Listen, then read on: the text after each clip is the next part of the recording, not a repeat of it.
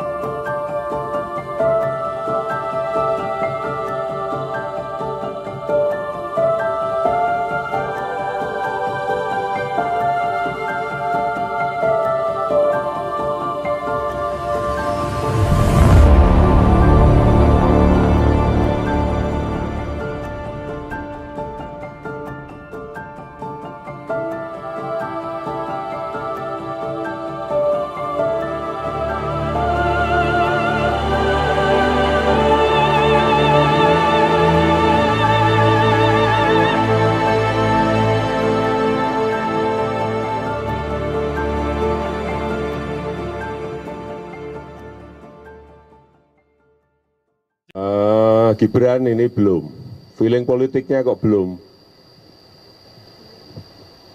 masih seneng 100% di dunia usaha, feeling politiknya belum, kelihatannya belum pengen masuk.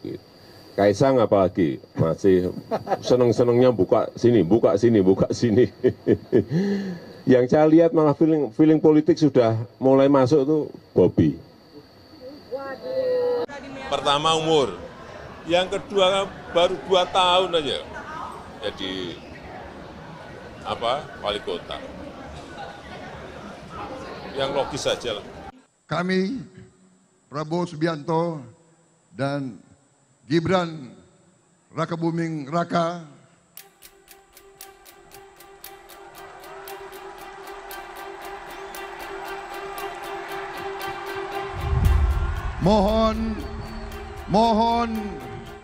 mohon doa restu dari seluruh rakyat Indonesia, mengucapkan terima kasih kepada pendukung-pendukung dan pengusung-pengusung kami semuanya. Dan saya ingin di sini menyampaikan, tenang saja Pak, saya sudah ada di sini. Ya, orang tua itu hanya tugasnya mendoakan dan merestui. Jangan terlalu mencampuri urusan yang sudah diputuskan. Bapak setuju nggak kalau Gibran maju? Anak-anak kita. Yang paling penting, presiden itu boleh loh kampanye. Presiden itu boleh loh memihak. Ibu negara Iriana Jokowi mengacungkan 2 jari mengindikasikan keberpihakan kepada pasangan calon presiden dan calon wakil presiden nomor urut 2 Prabowo Gibran. Tahu dalamnya partai seperti apa saya tahu. Partai-partai seperti apa saya tahu. Ingin mereka menuju kemana saya juga ngerti. Informasi yang saya terima komplit. Dari intelijen saya ada. BIN. Dari intelijen di Polri ada. BIK. Dari intelijen di TNI saya punya BAIS. Dan informasi-informasi di luar itu. Angka, data, survei, semuanya ada. saya pegang semua, dan itu hanya miliknya Presiden.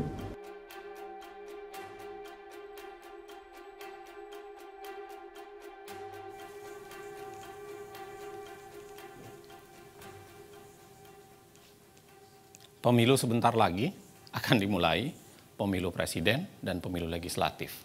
Khusus pemilu presiden, pertanyaan paling menariknya untuk tahun 2024 adalah, apakah pemilu 2024 presiden akan satu putaran?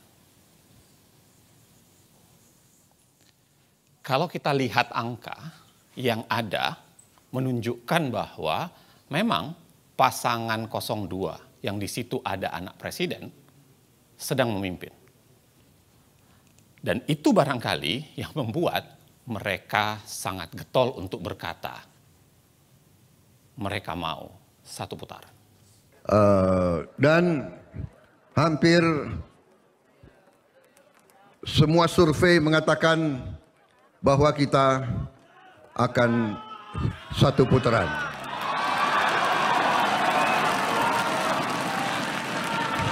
Saudara-saudara, hampir semua survei mengatakan kita sudah satu putaran. Kembali pertanyaannya soal mengapa satu putaran? 2 putaran itu membuat resiko kekalahan bagi orang yang sedang memimpin itu menjadi besar. Sebenarnya, secara ilmu politik dan hukum ketatanegaraan, kita bisa bicara bahwa pertarungan pemilu itu seringkali melahirkan dikotomi antara pro status quo dan pro perubahan.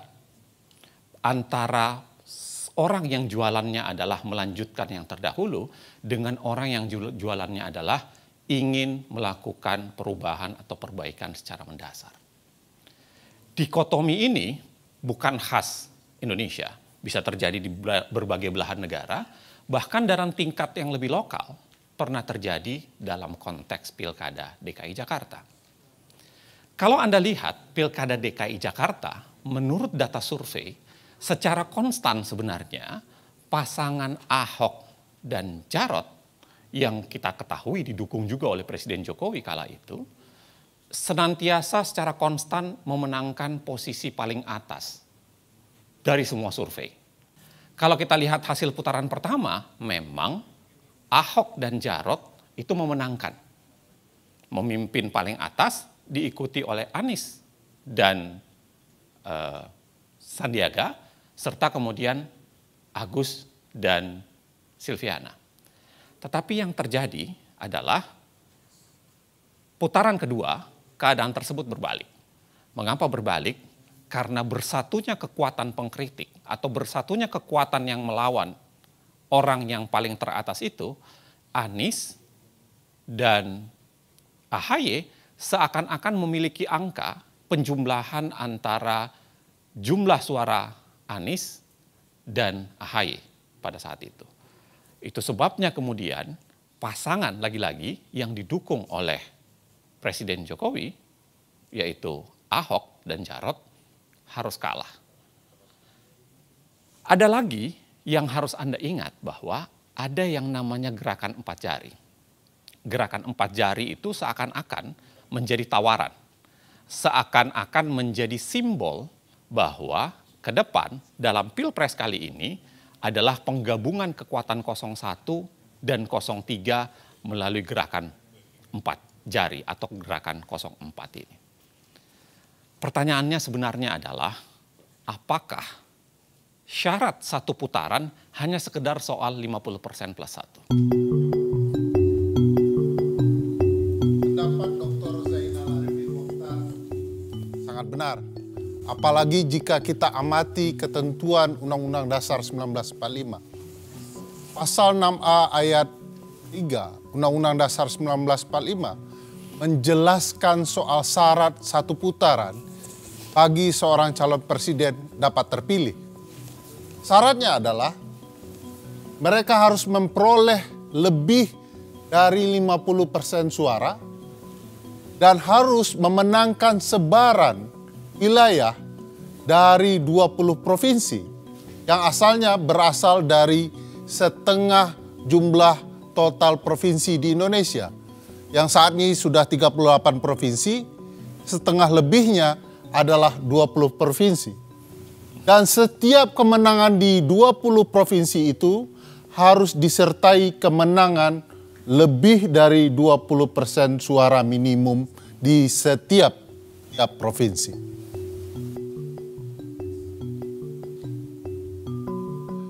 Jika kita amati, kemenangan satu putaran yang pernah terjadi dalam sejarah pemilu kita pasca reformasi, di mana pemilu presiden 2009 memperlihatkan kemenangan Presiden Susilo Bambang Yudhoyono.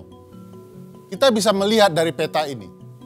Warna biru ini menggambarkan kemenangan presiden dan di mana saja wilayahnya. Bayangkan luasnya.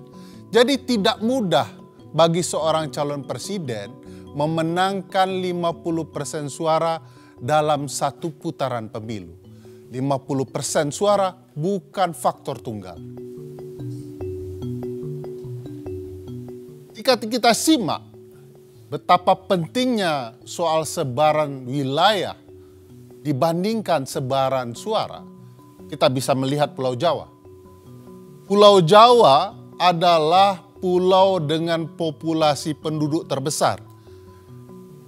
Mereka memiliki 115 juta suara pemilih. Sayangnya kalau dilihat sebaran, mereka hanya memiliki 6 provinsi. Bandingkan dengan apa yang bisa kita lihat di Pulau Sumatera. Sumatera adalah pulau yang sangat menentukan sebaran wilayah. Memiliki 10 provinsi dan sangat menentukan sebaran wilayah tersebut. Mari kita lihat konteksnya pada pemilu sebelumnya. Pada pemilu 2014, Joko Widodo memenangkan 7 provinsi. Berbanding dengan Prabowo dan Hatta Rajasa yang hanya unggul di 3 provinsi. Simak lagi hasil Pilpres 2019. Presiden Joko Widodo ketika itu hanya memenangkan 4 provinsi dan Prabowo berhasil unggul di 6 provinsi. Logika mengatakan jika kedua pihak ini bergabung, maka dengan sendirinya pasangan Prabowo Gibran akan sangat-sangat mendominasi di Pulau Sumatera. Tapi pertarungan tidak sesederhana itu.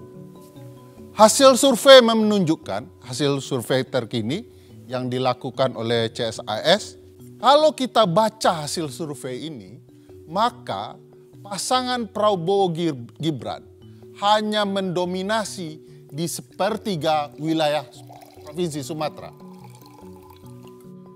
Ini memang tidak sederhana bahwa sebaran suara, sebaran wilayah penting akan bisa kita baca dari sebaran wilayah yang muncul kemudian yang menguntungkan pasangan Prabowo Gibran, yaitu sebaran wilayah di Pulau Papua. Pulau Papua sebelumnya hanya memiliki 2 provinsi. Saat ini mereka telah memiliki 4 provinsi baru, totalnya 6 provinsi, dan 4 provinsi baru ini langsung ikut pemilu 2024. Berbeda dengan Kaltara, kita bisa lihat pengalaman Provinsi Baru Kalimantan Utara yang didirikan tahun 2013, tapi mereka tidak bisa ikut serta-merta pada pemilu 2014. Mereka harus menunggu 6 tahun untuk bisa ikut pemilu 2019. Cukup panjang bagi Kaltara untuk bisa ikut pemilu. Itu sebabnya apa yang terjadi di Pulau Papua menjadi sangat penting untuk membicarakan sebaran wilayah. Jika kita simak hasil Pilpres sebelumnya, 2014 dan 2019, Jokowi betul-betul unggul di Papua. Tak pernah kalah satu kali pun dalam kontestasinya. Ketika itu, saat Jokowi menang Pilpres di Papua, Jenderal Tito Karnavian kebetulan menjadi Kapolda Papua. Lalu pada pemilu saat ini kebetulan sekali kalau Jenderal Tito juga merupakan Menteri Dalam Negerinya. Nah, sebaran wilayah tentu saja sangat-sangat menentukan. Saya ingin mengambil contoh kasus pemilu Presiden Amerika di tahun 2016. Semua orang tahu bahwa dalam pemilu itu Hillary Clinton memenangkan suara terbanyak, popular vote. Bisa dilihat di peta, sebarannya tidak terlalu banyak, tidak juga menumpuk. Ini menggambarkan kemenangan Hillary di suara terbanyak. Tetapi Hillary tentu saja tidak menang di jumlah sebaran. Bandingkan dengan kemenangan sebaran wilayah yang didapat oleh Donald Trump.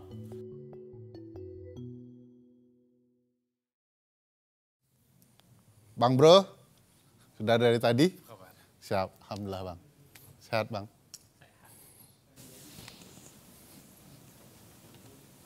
Bagus sekali Jas. Pinjam lari dari pagi. Lari? Lari. 10 kilo? 10 kilo, buset. Makanya banyak minum.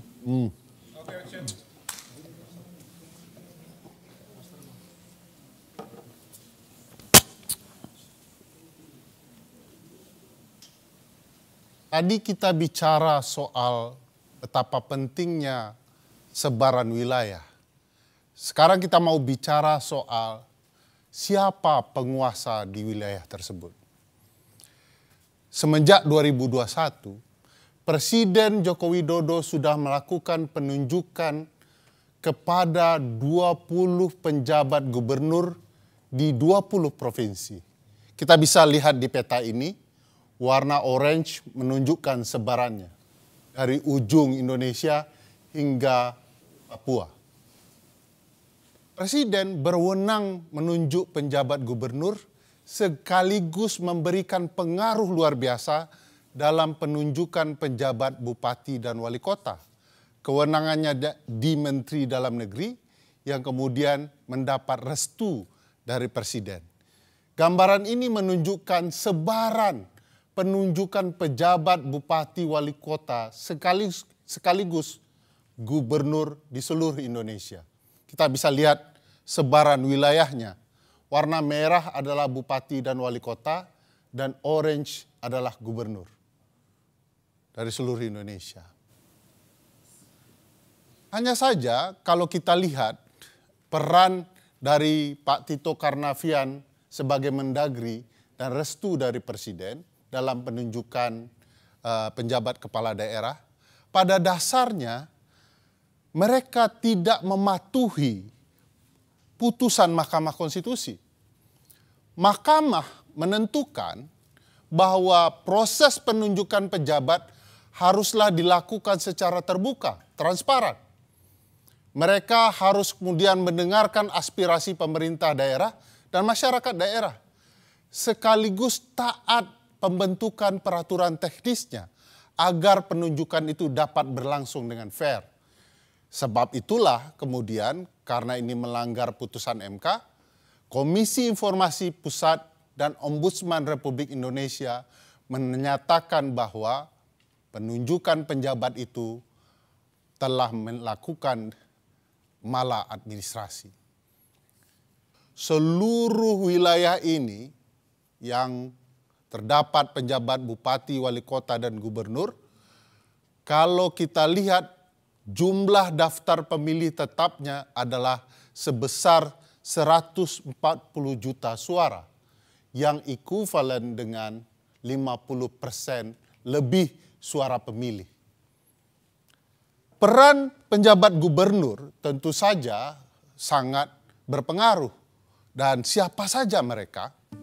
Kalau kita perhatikan orang yang ditunjuk oleh Presiden dan Menteri Dalam Negeri, kita bisa lihat misalnya penjabat Gubernur Jawa Barat, B. Mahmudin.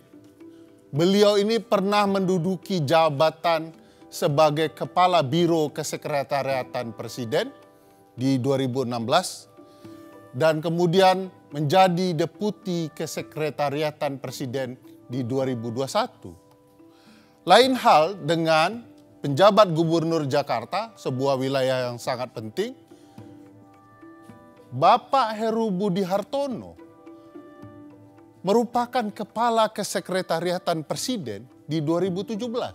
Orang yang sering dibicarakan di berbagai media akhir-akhir ini. Kita juga bisa lihat penjabat gubernur Jawa Tengah, Bapak Nana Sujana, kalau kita telusuri, beliau pernah menjadi Kapolresta Surakarta di tahun 2010 ketika Presiden Joko Widodo masih merupakan wali kota Solo. Ada peristiwa unik misalnya dalam penunjukan penjabat gubernur Aceh, Ahmad Marzuki. Beliau berdinas di kemiliteran, lalu ditarik ke Kementerian Dalam Negeri. 3 hari setelah penarikan, beliau langsung ditunjuk menjadi penjabat gubernur Aceh.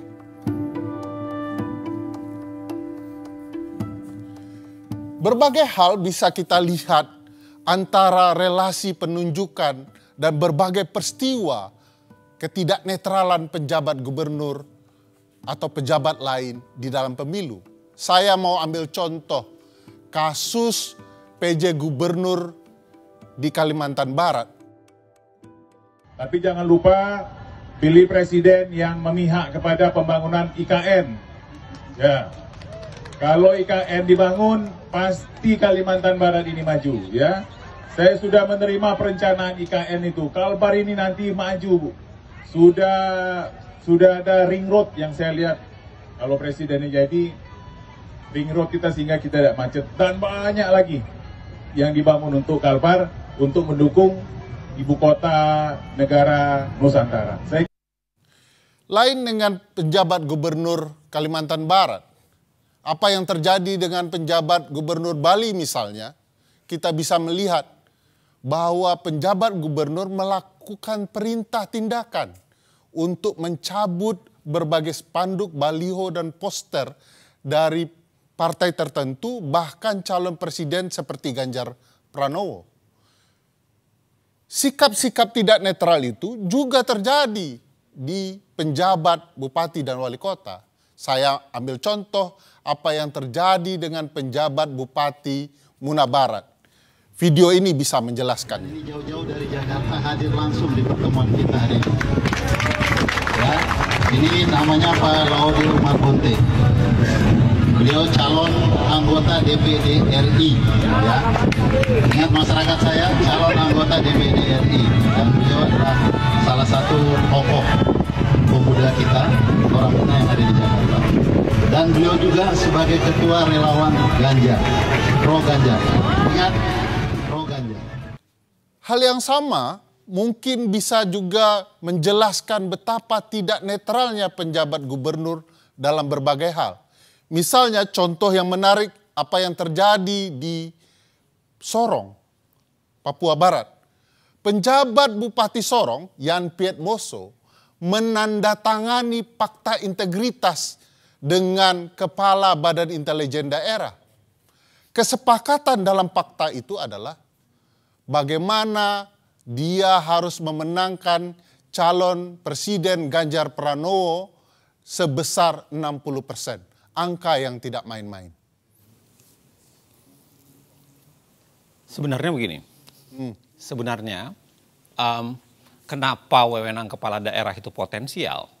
Karena lagi-lagi penyalahgunaan terhadap wewenang kepala daerah, khususnya yang PJ itu menjadi sangat mungkin menjadi faktor untuk memenangkan pemilu, khususnya untuk sebaran wilayah. Kalau kita lihat sebenarnya apa saja sih wewenang kepala daerah yang potensial disalahgunakan itu? Yang pertama dan yang paling penting tentu saja adalah soal mobilisasi birokrasi. Yang kedua, bicara soal izin lokasi kampanye, karena kemudian sangat mungkin dipikirkan mana yang boleh berkampanye dan tidak. Dan yang ketiga adalah khususnya memberikan sanksi atau membiarkan kepala daerah yang tidak netral itu tetap menjabat. Kepala desa maksudnya. Kita bisa lihat bagaimana Bobi sebagai seorang kepala daerah di Medan itu menunjukkan sikap yang sebenarnya tidak netral.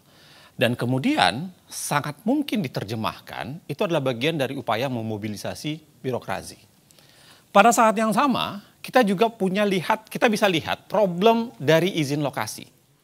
Dari potongan ini terlihat ada 6 kampanye Anies yang izinnya mendadak dicabut oleh Pemda. Ribuan kepala desa memadati arena GBK pada Minggu 19 November 2023. Dilansir dari tribunnews.com, ribuan kepala desa tersebut akan mendeklarasikan dukungan kepada pasangan Prabowo Gibran. Masa yang hadir di GBK tergabung dalam organisasi Desa Bersatu.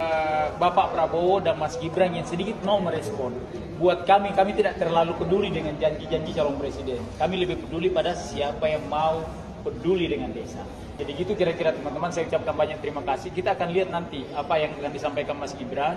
Mudah-mudahan Bapak Prabowo juga hadir, dan saya lihat bapak-bapak petinggi-petinggi kita juga banyak yang hadir nih. Nanti mereka memberikan tanggapan. Saya pikir demikian teman-teman. Masih soalan daerah, apa yang Anda baru saksikan itu adalah kasus deklarasi Desa Bersatu di GBK. Memang dalam kasus deklarasi Desa Bersatu awalnya ada perdebatan soal apakah itu ditujukan untuk dukungan terhadap paslon tertentu atau tidak. Tetapi pada dasarnya kalau kita lihat mengapa deklarasi Desa Bersatu itu menjadi sangat seksi di mata publik, sebenarnya karena magnitudenya tidak sederhana. Walaupun hanya ada 8 asosiasi desa di situ, tetapi kalau kita jumlah 8 asosiasi desa itu pada dasarnya itu meliputi sekitar 81 juta suara dari jumlah DPT yang ada di Republik ini. Artinya kurang lebih adalah 1/3 dari jumlah DPT yang ada. Nilai dan menetapkan telah terjadi dugaan pelanggaran terhadap pelaksanaan kegiatan tersebut. Upaya tersebut direncanakan untuk deklarasi terhadap salah satu pasangan calon presiden dan wakil presiden. Akan tetapi mendekati hari H, berdasarkan pertimbangan dan koordinasi, acara tersebut dikembalikan pada konsep semula, yaitu silaturahmi nasional, sehingga tidak ada acara deklarasi. Walaupun pada pelaksanaannya masih saja terdapat di antaranya name-tag dan narasi dari MC yang bersifat deklarasi atau keberpihakan. Lagi-lagi, desa adalah wilayah pertarungan. Tetapi kemudian apa yang dinyatakan oleh Bawaslu sebenarnya sudah mengklarifikasi pada dasarnya bahwa apa yang dilakukan di kasus deklarasi Desa Bersatu itu adalah sebuah pelanggaran. Nah, menjadi menarik, apa sebenarnya wewenang kepala desa yang potensial disalahgunakan terkait dengan pemilu sehingga magnitud 81 juta tadi itu paling tidak dari 8 asosiasi desa itu menjadi penting untuk dikuasai. Setidaknya ada 4. Ada 4 wewenang kepala desa yang sangat potensial disalahgunakan terkait pemilu. Mulai dari 1 data pemilih, karena berkaitan dengan data pemilih. Yang kedua berkaitan dengan penggunaan dana desa. Kita ketahui dana desa jumlahnya menjadi belakangan ini. Yang ketiga berkaitan dengan data penerimaan Bansos, PKH, BLT, khususnya siapa yang berhak menerima Bansos, PKH, BLT, dan lain-lain sebagainya. Dan yang terakhir adalah wewenang terhadap alokasi Bansos dan lain-lain tersebut. Anda mungkin bisa saksikan, Anda mungkin bisa intip dari video di mana terjadi demo besar-besaran kepala desa yang menuntut janji-janji yang sudah diberikan kepada mereka selama ini harus segera diberikan. Bahkan kita lihat video tersebut adalah ikut menghancurkan fasilitas ya, beberapa wilayah di DPR, khususnya pagar DPR kala itu. Abdesi menggelar demo menuntut revisi Undang-Undang Desa Nomor 6 Tahun 2014.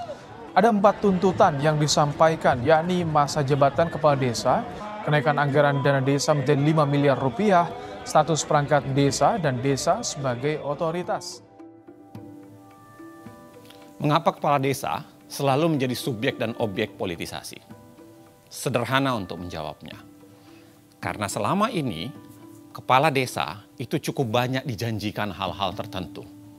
Kita ingat Jokowi sendiri, Presiden Jokowi pernah menjanjikan 3 periode untuk masa jabatan para kepala desa ini. Bahkan kalau kita lihat dalam konteks sebelumnya, SBY pun pernah menjanjikan pengangkatan sekretaris desa menjadi ASN secara bertahap dari tahun 2007 sampai menjelang pemilu 2009. Selain itu, kalau kita lihat dari data ini menunjukkan bahwa kasus-kasus penyelewengan dana desa itu sangat mungkin dikonversi menjadi alat tukar dukungan politik. Kalau Anda lihat, bayangkan dari begitu banyak sektor tindak pidana korupsi di sepanjang tahun 2022, terbesar itu adalah APBD desa, anggaran pendapatan dan belanja desa. Dan itu sangat mungkin dikonversi lagi-lagi, sangat mungkin menjadi bagian upaya untuk menekan dan dijadikan upaya untuk dukungan politik dengan imbalan tidak melanjutkan proses bermasalah dari kepala desa tersebut. Hal lainnya, Anda bisa lihat barangkali kami merekam kesaksian kepala desa yang mengaku diminta untuk memenangkan pasangan calon tertentu oleh pihak yang berbeda. Juga terkait dengan penyaluran bansos dana desa, dan ini sebenarnya menjadi gambaran betapa pemerintahan desa itu sering ditekan. Jadi ada 2 tekanan sebenarnya, ada dari 02 juga ada dari 03. Kalau yang dari 03 itu arahan langsung dari bupati untuk memenangkan, dan targetnya adalah satu desa itu minimal 50% plus 1 kemenangan untuk paslon 03. Itu melalui camat menghubungi paguyuban kepala desa. Yang dimenangkan itu mulai dari capres, dan juga ada target dari caleg. Kalau yang dari 02 itu tiba-tiba 1 minggu sebelumnya kepala desa dikumpulkan untuk membentuk teknis penyaluran bantuan beras. Itu sangat tiba-tiba dan datanya itu entah dari mana, itu tidak sesuai dengan data kemiskinan desa. Akhirnya juga menjadi polemik di desa.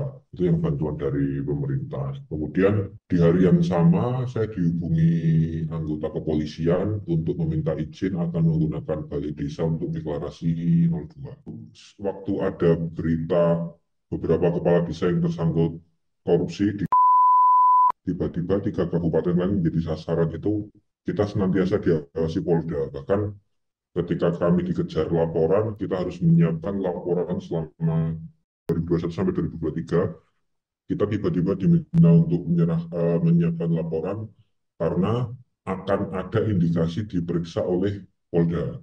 Ini juga kami semua kepala desa di paguyuban itu juga bingung. Akhirnya kan yang repot kami sendiri karena itu tidak sesuai dengan data kebutuhan di desa. Ya, memang kasihan mereka. Kepala desa itu dengan tidak ada pengawasan di daerah, mereka seringkali ya menjadi permainan, dan dalam pertarungan gajah kan memang seringkali rumput yang terinjak-injak kan, dan mereka yang terinjak-injak seringkali. Gitu. Korbannya lah ya. Iya. Ngomong-ngomong rumput gajah, Ya. aku mau nambahin penjelasan. Ya, langsung dia semangat. Ya, karena ternyata bukan hanya di level bawah kecurangan-kecurangan itu terjadi, tapi juga di kalangan pejabat negara. Siapa yang suka sama Jokowi angkat tangan. Loh, Pak Jokowi itu PAN itu Pak Jokowi. Makanya kita dukung Gibran. Cocok? Gibran itu sopo sih? Ucapan terima kasih Pak Jokowi atas pembagian bansos berupa beras seberat 10 kg yang dilakukan Menko Bidang Perekonomian Airlangga Hartarto. Pembagian bansos kepada warga Mandalika di Lombok, Nusa Tenggara Barat tersebut dilakukan pada 14 Januari lalu. Jadi tolong Ibu bicara terima kasih Pak Jokowi, tolong direkam. Bisa? 1, 2, 3.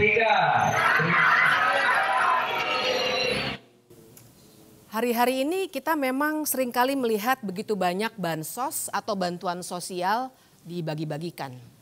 Kita bisa lihat di sini statistiknya mulai 2014 sampai 2024 supaya kita bisa melihat tahun demi tahun dan Anda juga bisa melihat bagaimana di setiap pemilu yang warnanya abu-abu dia akan mendadak melonjak naik dibandingkan tahun-tahun lainnya. Kecuali tentu saja pada 2020 sampai 2022 di mana kita mengalami pandemi COVID-19. Tapi bahkan kalau dibandingkan dengan itu pun tetap pemilu 2024 ini ternyata menunjukkan angka yang sangat tinggi, hampir mencapai 500 triliun. Kalau kita lihat bagaimana sebaran dan kecepatan pemberian bansos atau bantuan sosial, memang kita akan melihat bagaimana pemberian bansos ini biasanya meroket, whoosh, ketika terjadi pemilu.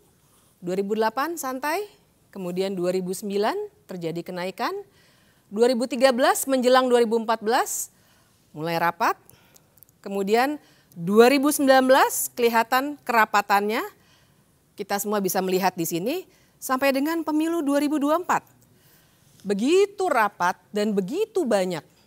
Di sini tiba-tiba keluar berbagai macam bantuan sosial yang diberikan oleh pemerintah. Bahkan kita bisa lihat bagaimana baru bulan Januari kita sudah menghabiskan 78,06 triliun untuk bantuan sosial. Di sini kita juga bisa melihat beberapa detail bantuan sosial itu. Kita bisa lihat ya angkanya di atas. Dari 496,8 triliun menjadi 508 triliun. 508 triliun ini sebagiannya memang belum dialokasikan, tapi sudah direncanakan untuk dialokasikan sampai dengan 2024 ini. Kita lihat detailnya misalnya bansos sembako yang mencapai 18,8 juta kepala keluarga. Kemudian kita juga bisa melihat yang angkanya besar dan beberapa kali dibicarakan, yaitu beras 10 kg per kepala keluarga yang mengcover 22 juta kepala keluarga. Yang juga angkanya signifikan dan banyak dibincangkan adalah bantuan langsung tunai. 18 juta kepala keluarga akan mendapatkannya. Di sini kita lagi-lagi bisa melihat bagaimana bantuan sosial ini meroket menjelang pemilu, ya, dan kita bisa melihat bagaimana kemudian bansos ini dipergunakan secara berlebih-lebihan dan melebihi apa yang dilakukan pada saat pandemi COVID-19. Tidak hanya bantuan sosial, pemerintah juga mengeluarkan kebijakan populis lainnya. Misalnya gaji PNS, TNI, dan Polri termasuk PPPK yang naik 8% pada 2024. Selain itu juga ada kenaikan gaji pensiunan PNS yang naik 12% di 2024. Kita jadi bisa bertanya-tanya apakah memang itu upaya-upaya itu adalah cara untuk menaikkan kesejahteraan atau memang hanya populisme belaka? Karena ternyata kenaikan upah buruh hanya naik 3,2 sampai 4,4%. Kita mesti ingat bahwa bantuan sosial itu kita harus klarifikasi di sini. Bukannya bantuan sosial harus dihentikan atas nama pemilu, tapi kita harus kembalikan bahwa bantuan sosial atau bansos bukan bantuan politik dan pejabat. Bantuan sosial itu sebenarnya adalah cara untuk secara cepat melaksanakan amanah dari Pancasila, sila kelima soal keadilan sosial. Kita juga membicarakan pasal 34 Undang-Undang Dasar 1945 yang bilang bahwa fakir miskin dan anak-anak terlantar dipelihara oleh negara. Memang idealnya cara mensejahterakan rakyat itu dengan melalui pendidikan, lapangan pekerjaan, dan hal-hal lain yang sifatnya struktural. Tapi baiklah, bansos harus dilakukan untuk mengatasi dengan waktu cepat. Tapi soalnya adalah kalau itu adalah fasilitas negara, kan seharusnya pemberiannya juga dilakukan sesuai dengan struktur kenegaraan kita. Siapa yang berhak ataupun berwenang memberikan bantuan sosial itu? Kementerian Sosial jawabnya. Uniknya ternyata sebenarnya data Kementerian Sosial yang namanya data kesejahteraan terpadu tidak digunakan. Barangkali kebetulan Menteri Sosial kali ini ada dari PDI Perjuangan yang sedang berseberangan dengan penerus Jokowi. Bicara soal bantuan sosial lagi-lagi kita akan lihat penyebarannya yang luar biasa. Dalam waktu 2 bulan, ini semua 2 bulan dilaksanakannya, kita bisa melihat di mana saja penyebaran bantuan sosial itu dilakukan. Mulai dari Serang sampai dengan di sebelah sini, terkumpul di sini. Apabila kita bandingkan dengan suara yang didapatkan oleh Presiden Jokowi pada pemilihan presiden 2019, kita akan bisa melihat himpitannya. Jadi di sini kita bisa melihat dengan jelas apa yang sebenarnya terjadi antara bantuan sosial yang harusnya fasilitas pemerintah yang kemudian digunakan dalam konteks elektoral seperti ini. Ada satu pemberitaan yang sangat menarik menurut saya karena menggambarkan apa yang dari tadi kita bicarakan. Kita bisa melihat dalam berita ini adalah soal bansos. Kita bisa melihat aparat, gubernur yang tadi juga dibicarakan, dan ajakan memilih capres yang melanjutkan Jokowi. Pertanyaan berikutnya adalah mengapa? Mengapa bansos juga dijadikan alat berpolitik dan lain sebagainya? Ada satu konsep dalam ilmu politik yang bisa kita gunakan yang namanya gentong babi atau pork barrel politics. Pork barrel, jadi memang istilah ini mengacu pada masa perbudakan di Amerika Serikat yang gambarannya seburuk perbudakan itu sendiri. Jadi bayangkan pada saat itu para budak harus berebutan mengambil daging babi yang diawetkan di dalam gentong. Mereka berebutan dan akhirnya muncul istilah bahwa ada orang-orang yang akan berebutan suatu jatah resmi untuk kenyamanan dirinya. Itu asal muasal istilah gentong babi. Jadi yang kita bicarakan di sini adalah cara berpolitik yang menggunakan uang negara untuk digelontorkan ke daerah-daerah pemilihan oleh para politisi agar dirinya bisa dipilih kembali. Tapi tentu saja kali ini Jokowi tidak sedang meminta orang untuk memilih dirinya, melainkan penerusnya. Oke. Menarik.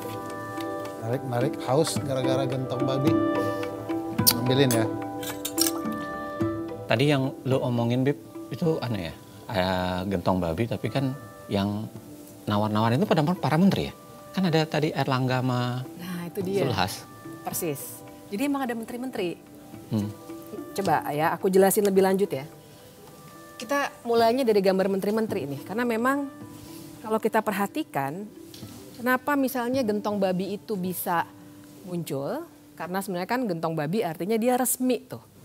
Kenapa dia bisa digunakan secara resmi? Karena dari menteri-menteri ini, termasuk yang tadi videonya sudah kita lihat, ternyata memang ada menteri-menteri yang berkampanye. Kita akan lihat 3 kategori. Kategori pertama adalah tentu saja menteri-menteri yang memang mencalonkan diri sebagai capres ataupun cawapres. Prabowo Subianto, Menteri Pertahanan, kemudian Mahfud MD, Menteri Koordinator Politik Hukum dan HAM. Apakah mereka boleh berkampanye? Tentu saja boleh, karena mereka memang sedang berkompetisi. Tapi syaratnya sebenarnya sangat ketat. Syarat pertama jelas mereka harus cuti. Dan ini yang kita tidak pernah dapatkan informasinya sampai sekarang. Dan syarat yang kedua adalah mereka tidak boleh menggunakan fasilitas negara. Sama sekali tidak boleh. Kita lihat kenyataannya seperti apa. Karena ternyata misalnya ada berita ini, di mana ternyata ada fasilitas negara yang dipergunakan untuk berkampanye. Atau bisa juga kita lihat misalnya bagaimana lagi-lagi fasilitas negara berupa pesawat dari TNI Angkatan Udara dipergunakan untuk berkampanye. Kita lihat di sini beberapa hashtag yang juga memperlihatkan bahwa ini adalah aktivitas kampanye, bukan aktivitas kementerian. Satu lagi, misalnya ini yang juga membuat heboh waktu itu ketika akun X Kementerian Pertahanan resmi memberikan tanda pagar yang sebenarnya tujuannya adalah kampanye. Dan waktu itu sebenarnya beberapa kawan masyarakat sipil melaporkan penggunaan fasilitas negara ini, namun ternyata tidak bisa dilanjutkan. Kategori kedua sudah mulai ditampakkan juga di sini. Kategori kedua adalah para menteri yang masuk dalam tim kampanye. Ada beberapa nama yang terlihat, 4 dan 3 di sini. Pertanyaannya adalah apakah mereka boleh berkampanye? Sebagai tim kampanye tentu saja, itulah gunanya mereka masuk dalam tim. Tapi sekali lagi syaratnya juga ketat. Pertama, kita harus melihat apakah mereka cuti di luar tanggungan atau tidak. Dan yang kedua, lagi-lagi tidak boleh menggunakan fasilitas negara. Sekarang kita lihat bagaimana Wakil Menteri Agraria dengan jelas memperlihatkan dukungannya. Bahkan yang paling bisa kita tekankan adalah ketika itu ia sedang membagikan sertifikat kepada warga yang merupakan bagian dari wewenangnya sebagai wakil menteri. Tapi ternyata yang disapa adalah salah satu paslon. Kita juga bisa lihat kalau sholat maghrib video ini. Baca Al-Fatihah waladolin.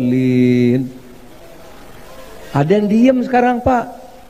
Ada yang diam sekarang. Saking cintanya sama Pak Prabowo itu. Ya kan? Itu kalau tahiyatul akhir Pak Yai kan gini Pak Yai. Tahiyatul akhir kan gini. Sekarang banyak gini Pak. Kayak gini. Ini sebenarnya tidak terlalu lucu ya, tapi yang kita harus perhatikan di sini backdropnya. Kementerian Perdagangan. Pertanyaannya pada saat itu, apakah dia sedang berada dalam kapasitasnya sebagai Menteri Perdagangan atau sebagai tim kampanye? Tidak pernah ada penjelasan, tapi video tadi sudah sangat menunjukkan kepada kita. Kita lihat yang berikutnya. Ini juga salah satu wakil menteri. Lagi-lagi kita perhatikan bagaimana ia sedang berkampanye. Pertanyaannya adalah apakah saat itu ia sedang cuti dari tugas-tugasnya sebagai wakil menteri. Kategori ketiga adalah menteri-menteri yang diduga melakukan kampanye terselubung. Sekarang kita lihat di sini sudah rata terisi. Mengapa kita bisa sebut mereka melakukan kampanye terselubung? Karena mereka tidak terdaftar dalam tim kampanye resmi yang didaftarkan pada KPU. Yang ini stop. Prabowo Gibran. Tengah. Prabowo Gibran. Sebelah sini. Prabowo Gibran. Baik. Sebelah sini. Di sini bisa kita lihat ajakan yang sangat nyata dari salah seorang menteri yang tidak terdaftar dalam tim kampanye dan juga sepanjang yang publik bisa ketahui tentu saja tidak terdaftar sebagai menteri yang sedang melakukan cuti. Begitu juga di sini Menteri Erick Thohir tidak mundur dan juga tidak dalam konteks cuti dan kita lihat jelas dari backdrop acara ini, ia sedang melakukan pelaksanaan kampanye. Berikutnya, barangkali di sini Yasona Lawli dan Menteri Tri Risma hari ini sedang diajak menjadi peserta yang boleh saja menurut konteks Undang-Undang Pemilu kita, tapi persoalannya apakah mereka sedang cuti atau tidak? Tidak pernah ada informasi yang cukup. Satu lagi kita bisa lihat juga sebuah dukungan terbuka, kita bisa lihat lagi dari backdropnya dari salah seorang menteri, dan pertanyaannya sama. Apakah ia sedang melaksanakan kampanye yang nampak seperti itu? Kalaupun ia ikut serta, apakah dia cuti atau tidak? Tidak ada informasi. Dan lagi-lagi kalau kita lihat daftarnya, ia tidak terdaftar dalam tim kampanye paslon yang didukung. Jadi ini dari saya sampaikan. Jadi saya sampaikan simpulan saya, saudara-saudara sekalian sebangsa tanah air. Kita pilih orang yang tepat menjadi Presiden Republik Indonesia. Tanggal 14 yang tepat. Saya pribadi memilih Pak Prabowo alasan yang sangat sederhana, berkelanjutan. Dan dia punya spirit NKRI yang bagus dan dia membuktikan keberhasilan dia yang lalu. Itu tidak dapat diungkiri. Itu dari saya, pesan dari saya sekali lagi Luhut Binsar Panjaitan, pilih Prabowo karena menurut saya dia pilihan terbaik untuk presiden pada saat ini. Dan itu akan membawa kemajuan ke Indonesia dan membawa keberlanjutan Indonesia. Dan terakhir, setelah tanggal 14 kita sudah coblos, kita damai lagi, guyup lagi. Jangan lagi datang dengan kata-kata yang tidak bagus. Kita harus berdamai. Karena nanti 5 tahun lagi ada pesta demokrasi. Mari kita berpesta demokrasi dengan baik, dengan santun, supaya Indonesia ini menjadi bagus. Tidak ada yang begitu terangnya dukungan ini diberikan, sehingga kita bisa menduga ada kampanye terselubung yang tengah terjadi. Tapi bagaimana mereka bisa begitu berani melakukan kampanye itu? Bisa jadi karena presiden juga sebenarnya tidak netral. Pertanyaannya kan apakah presiden harus netral? Ya tentu harus. Dia harus netral dalam perilakunya. Dia boleh mendukung sebagai makhluk politik, tentu saja presiden makhluk politik. Dia pasti punya keberpihakan. Tapi silakan simpan saja keberpihakan itu di kepalanya sampai nanti dia mencoblos di TPS. Tapi berkampanye beda dengan netral. Kalau pertanyaannya kemudian apakah presiden boleh berkampanye? Kita tentu saja harus berpegang pada Undang-Undang Pemilu, Undang-Undang 7 2017. Dikatakan di situ memang presiden boleh berkampanye, tapi kita harus membaca undang-undang secara utuh dan lengkap. Tidak bisa hanya melihat satu ayat saja dan satu pasal yang menyatakan kebolehan ini. Kita harus lihat lengkap bahwa ternyata kebolehan berkampanye ini sepanjang sang presiden diikutsertakan dalam kampanye. Seperti yang tertera di pasal 281. Jadi dia tidak boleh menjadi pelaksana kampanye itu sendiri kecuali jika dia adalah petahana yang mencalonkan lagi. Ini jelas ada di pasal 299 ayat 1. Dan ini juga dimungkinkan karena konstitusi kita mengatur presiden memang boleh 2 kali untuk menjalani masa kepresidenannya. Dan ia bisa saja melaksanakan kampanye bila ia terdaftar sebagai tim kampanye. Ini ada di ayat 3 dari pasal 299 itu.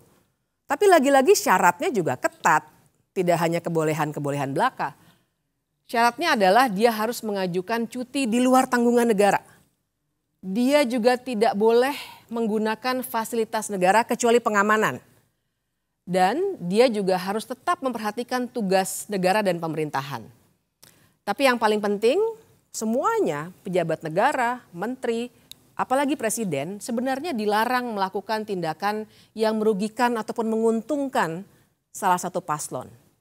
Jadi syaratnya begitu ketat sehingga tidak bisa sembarangan dilakukan. Sekarang mari kita lihat praktiknya.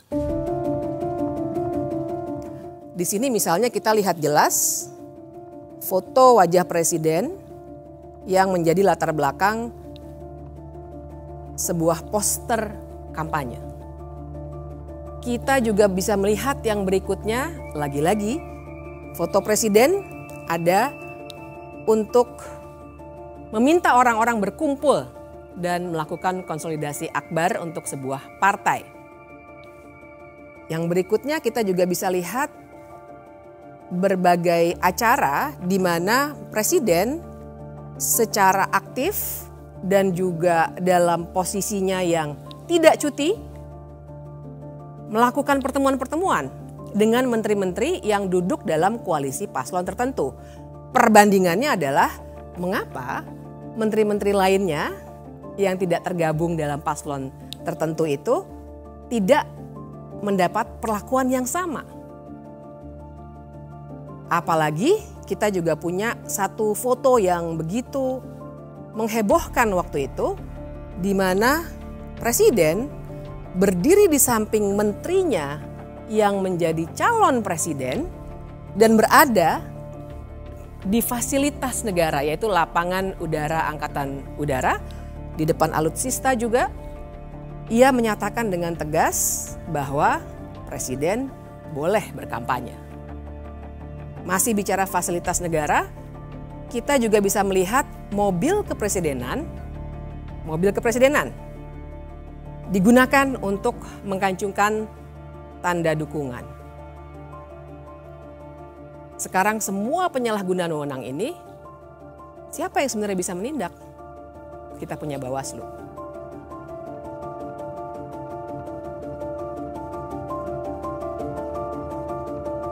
Saya ingin bercerita permasalahan tadi dengan menuturkan soal Bawaslu. Tentu saja segala kecurangan itu harus ditangani oleh Bawaslu dan ini merupakan tugas konstitusionalnya untuk mengawasi setiap tahapan penyelenggaraan pemilu. Tetapi faktanya Bawaslu inkompeten. Apa saja kira-kira kasus yang menceritakan betapa gagalnya Bawaslu mengawasi proses penyelenggaraan pemilu? Kita bisa melihat video ini. Ini tadi masukan-masukan, aspirasi dari para pimpinan, ketua-ketua organisasi desa. Sementara kami tampung dulu. Mungkin minggu depan kita jadwalkan untuk ketemu saja ya Pak ya. Biar bisa kita detailkan lagi, kita carikan solusi bersama-sama. Dan ya kita harap kalau di visi misi kami sudah ada Pak, misalnya membangun dari bawah dan dari desa, itu salah satunya. Tapi nanti akan kami detailkan lagi yang jelas. Nilai dan menetapkan telah terjadi dugaan pelanggaran terhadap pelaksanaan kegiatan tersebut. Upaya tersebut direncanakan untuk deklarasi terhadap salah satu pasangan calon presiden dan wakil presiden. Akan tetapi mendekati hari H, berdasarkan pertimbangan dan koordinasi, acara tersebut dikembalikan pada konsep semula, yaitu silaturahmi nasional, sehingga tidak ada acara deklarasi. Walaupun pada pelaksanaannya masih saja terdapat diantaranya name tag dan narasi dari MC yang bersifat deklarasi atau keberpihakan. Bawaslu hanya berani memberikan sanksi teguran, padahal nyata-nyata harusnya terdapat sanksi yang menjerahkan agar peristiwa tidak berulang. Saya ingin juga memperlihatkan sebuah video yang menarik soal ketidakberanian itu. Berikut videonya.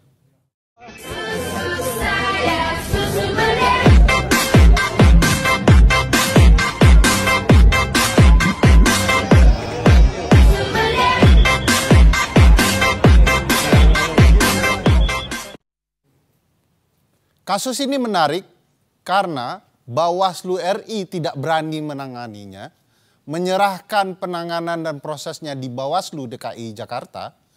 Tetapi temuan Bawaslu DKI Jakarta adalah ini merupakan pelanggaran perda. Dan sebagaimana kita ketahui, kalau terjadi pelanggaran terhadap peraturan daerah atau perda, maka yang menentukan pemberian sanksinya adalah pemerintahan daerah, dalam hal ini PJ Gubernur DKI Jakarta. Lagi-lagi ada kasus yang menarik soal tidak inkompeten atau inkompetennya Bawaslu dalam kasus akun X Kementerian Pertahanan. Di akun ini terlihat bahwa jelas-jelas ada upaya kampanye terang-terangan di akun resmi, tanda contreng. Tetapi kemudian kita bisa ketahui bahwa kasus ini tidak berlanjut karena menurut Bawaslu kurang materi. Padahal materinya sudah jelas ini pemanfaatan ruang atau kewenangan yang dimiliki oleh lembaga negara. Integritas Bawaslu yang dipertanyakan itu tentu berkaitan dengan bagaimana mereka diseleksi dan siapa yang kemudian menyeleksi mereka. Salah satu yang menjadi figur sentral adalah Ketua Pansel Dr. Juri Ardiantoro. Beliau adalah Pansel Bawaslu yang kemudian kita ketahui merupakan tim sukses Jokowi di Pilpres 2019. Dan bahkan kita juga mengetahui juri adalah saat ini menjadi anggota TKN 2024 yang mengusung pasangan Prabowo Gibran. Kalau kita simak lebih jauh, bahkan Juri Ardiantoro pernah menjadi anggota Kepala Staf Presiden, KSP. Dan kita mengetahui relasi ini mempertegas hubungan Juri dan Jokowi. Kita bisa lihat Juri merupakan komisioner KPU 2012-2017 di mana Presiden Jokowi terpilih dalam pemilu Presiden 2014. Dan di tengah waktu dia kemudian ditunjuk menjadi Ketua KPU 2016-2017. Saya punya pengalaman menarik soal proses seleksi itu.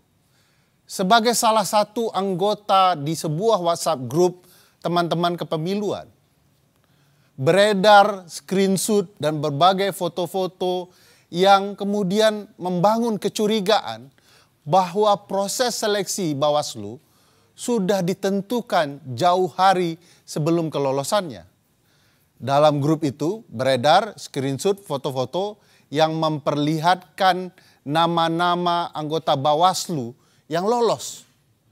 Nama-nama itu disandingkan dengan nama-nama partai dan kita lihat bahwa nama-nama yang sama kemudian terpilih menjadi anggota Bawaslu di 4 hari kemudian. Apakah ini sebuah ketidaksengajaan? Memang perlu penelusuran lebih jauh. Tetapi ini menarik memperlihatkan bagaimana proses pemilihan mereka ternyata ada keraguan di mata publik. Mereka diragukan integritasnya padahal semestinya sebagai penyelenggara pemilu mereka non-partisan. Disebut di dalam Undang-Undang Dasar mereka harus mandiri. Masalah yang terjadi di Bawaslu tidak sendirian. Sebagai penyelenggara pemilu, KPU juga memiliki masalah yang sama. Soal KPU, saya ingin seseorang menjelaskan lebih jernih. Mungkin Dr. Uceng yang punya pengalaman soal ini bisa menuturkan.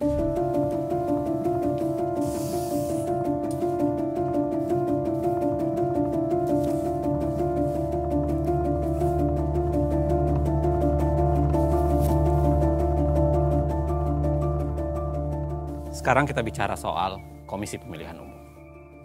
Secara konstitusional, Komisi Pemilihan Umum memiliki fungsi yang sangat luar biasa, khususnya untuk menyelenggarakan pemilihan umum di Republik ini. Dari sekian banyak fungsi KPU atau wewenang yang dimiliki oleh KPU, salah satu yang paling utama dalam kaitan dengan pemilu adalah menentukan siapa yang ikut pemilu. Dan itu dikenal dengan konsep khususnya untuk partai politik adalah tahapan verifikasi yang bersifat administratif maupun faktual. Syarat parpol untuk lolos verifikasi pada dasarnya sebenarnya itu ada beberapa catatan. Yang pertama adalah harus 100% kepengurusan dan kantor di ibu kota provinsi, 75% kepengurusan di kabupaten kota, 50% kepengurusan di kecamatan, dan ini yang paling penting, ditambahkan adalah 30% keterwakilan perempuan.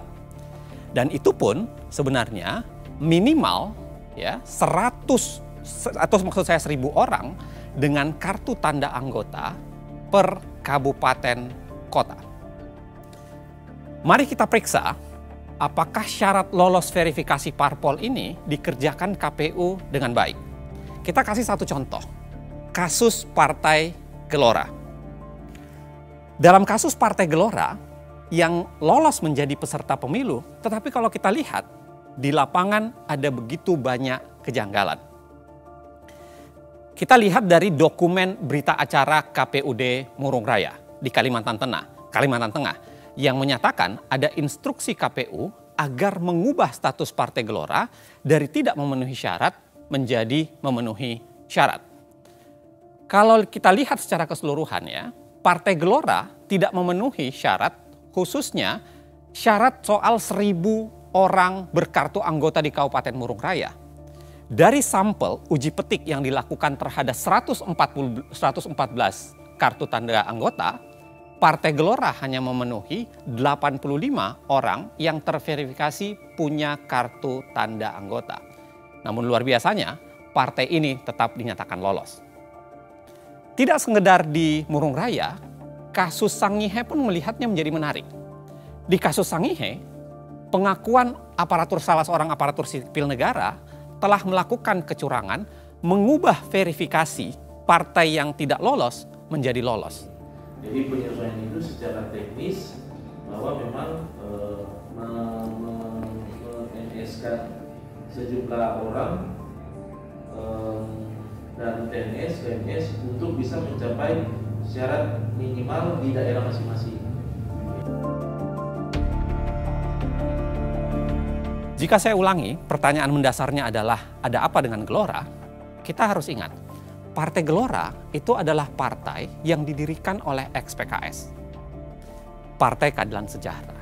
Sekarang Gelora itu berada di koalisi 02, yang di situ ada anak presiden, dan PKS berada di koalisi 01. Artinya, lolosnya Gelora memang berpotensi memecah suara pemilih PKS yang selama ini menjadi termasuk pemilih yang paling militan. Dalam teori hukum atau hukum tata negara ataupun ilmu politik, teori ini dikenal dengan teori shadow partai politik. Jadi teori shadowing pada dasarnya adalah parpol diciptakan adalah adanya parpol yang menjadi shadow atau bayangan untuk memecah suara partai dengan segmen pemilih yang sama di partai yang lain. Dan itu kira-kira bisa terjadi kalau kita lihat dalam konteks Partai Gelora dan konteks Partai PKS. Dalam contoh lain, kita bisa lihat juga dalam Partai Umat dan PAN. Kedua-duanya sebenarnya Partai Umat dan PAN ini berebut suara Muhammadiyah. Kita juga tahu Partai Amanat Nasional itu berada di koalisi 02 dan Partai Umat itu berada di koalisi 01. Nah, di sini kami punya rekaman bagaimana staf KPU diperintahkan untuk tidak meloloskan Partai Umat. Sedangkan arahan pimpinan supaya ini partai-partai ini aman kecuali satu tuh Partai U itu. Nah, kita tidak bisa menutup ke mata bahwa ini data-data mereka nih, mereka asal masuk saja. Benar, Bu. Yang penting dia bisa memenuhi 100% kemarin. Iya. Sedangkan kondisi di bawahnya seperti itu. Nah, saya sih sebenarnya kemarin sudah ngomong juga sama Pak Idam, Bapak, apakah kita bisa memberikan, memang secara ketentuan 124 sampai 126 itu mutatis mutandis, tapi melihat dari sisi waktu nggak mungkin kita lakukan itu. Iya, Bu. Nah, untuk itu hal yang pertama. Yang kedua, mengamankan apa yang pimpinan arahkan, terpaksa tadi yang seperti sampaikan ke Bapak itu, ya sudah harus MS saja. Contoh lain, barangkali kita bisa lihat di kasus verifikasi Partai Kebangkitan Nusantara, PKN, dan Partai Demokrat. Kita juga melihat gejala shadowing partai politik di sini. Anda harus ingat, PKN yang dibentuk oleh Anas Urbaningrum itu berhadapan dengan SBY. Ingatan kedua Anda harus Anda tujukan bahwa pada awalnya ketika verifikasi partai ini dilakukan, Demokrat masih banyak menjual ide-ide perubahan sehingga seakan-akan menjadi lawan dari status quo atau kemudian partai yang lebih banyak mendukung status quo saat ini. Sekarang memang Demokrat sudah di 02, tapi lagi-lagi pada saat ini terjadi, Demokrat masih berada di koalisi, seakan-akan berada di koalisi 01. Kan menurut ketua kan kalau sobat cuma karena mau karena etika menghubungi kita, kalau juga kok kita nggak ada kan nggak masalah. Kan ketua kan mau rubah data tuh. Yang penting sobat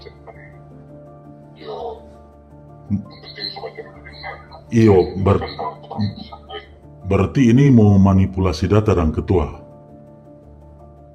Kita tidak bukan manipulasi data, jika ketua ini melaksanakan arahan kan memanipulasi data. PKN kan cuma 1 MS. Kau mau jadi berapa MS-nya tidak manipulasi itu. Jadi bagaimana pakai istilah melaksanakan arahan itu saja. Melaksanakan arahan dengan merubah data. Iya toh. Istilah merubah data pokoknya melaksanakan arahan saja. Iya, melaksanakan arahan dengan merubah data toh. Ya, kalau begitu oke. Tapi kalau manipulasi. Sekarang kalau nyandak manipulasi dan ketua apa dang? Dari 1 MS kau mau jadi banyak MS, bukan manipulasi DP nama itu. Ketua sarjana hukum. Ketua sarjana hukum toh kita rasa ketua lebih paham. Ketua kan sarjana hukum.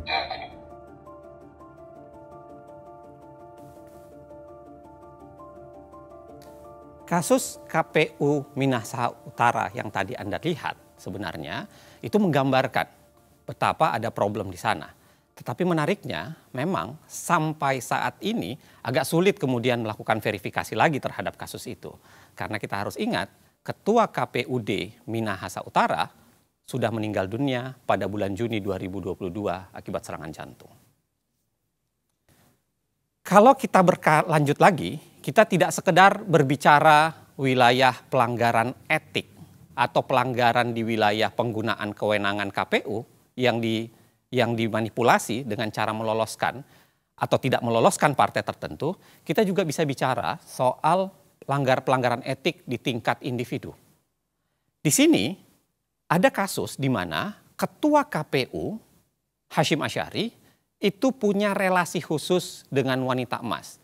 Kita bisa lihat Ketua KPU dan Ketua Partai Republik I yang itu dijabat oleh seorang yang dijuluki wanita emas, itu seringkali bertemu secara pribadi. Memang, dalam kasus itu, sanksi DKPP sudah dijatuhkan. Bentuknya apa? Peringatan keras terakhir. Sekali lagi, ingat, peringatan keras terakhir. Nah, menariknya memang, dari secara keseluruhan kalau kita baca KPU seringkali tampil lebih menjadi pelayan partai politik dibanding penegak hukum atau kemudian berusaha menyukseskan hak-hak publik bagi masyarakat. Yang terlihat, lagi-lagi KPU seringkali menjadi pelayan parpol. Misalnya kalau kita lihat di kasus tidak mematuhi putusan Mahkamah Agung soal 30% keterwakilan perempuan. Saya jelaskan secara sederhana ya, dalam kasus 30% keterwakilan perempuan, putusan Mahkamah Agung itu sebenarnya mengkoreksi cara KPU menghitung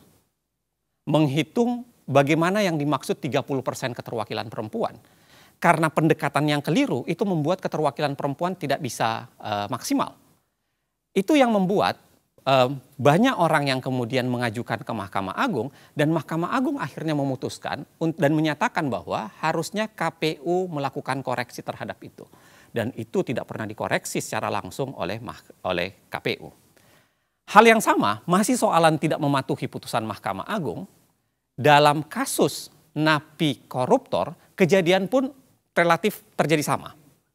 Dalam kasus ini, KPU tidak mematuhi putusan Mahkamah Agung soal napi koruptor, khususnya berkaitan dengan bagaimana napi koruptor itu bisa mencalonkan dengan ketentuan lebih spesifik yang diatur dalam peraturan KPU. Kalau kita lihat dari daftar parpol dan caleg bekas koruptor di 2024, ini adalah peta sederhananya untuk menggambarkan bahwa ada serangkaian partai sebenarnya yang masih mengusung caleg bekas koruptor.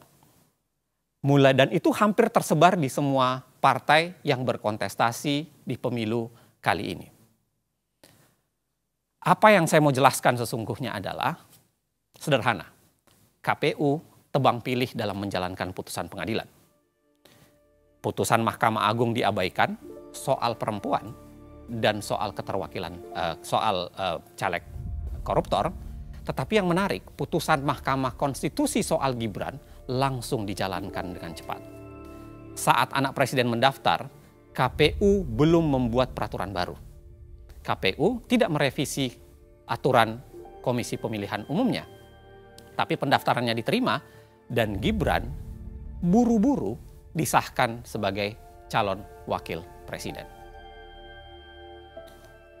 Kita semua tahu ya, dari serangkaian pelanggaran etik secara kelembagaan maupun pelanggaran etik secara pribadi, kita punya catatan ada 3 sanksi yang sudah jatuh kepada KPU, Ketua KPU, khususnya Ketua KPU Hashim Asy'ari.